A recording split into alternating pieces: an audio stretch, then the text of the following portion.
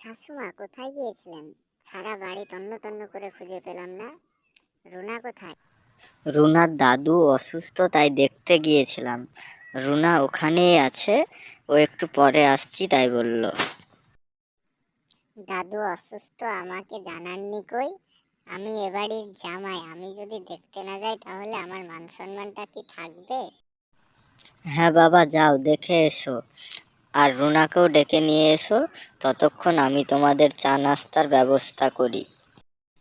আর সামনের দোকানে তোমার শ্বশুর বসে আছে, ওকে একটু আসতে বলো তো। ঠিক আছে শাশুমা, আমি শ্বশুর মশাইকে পাঠিয়ে দিচ্ছি।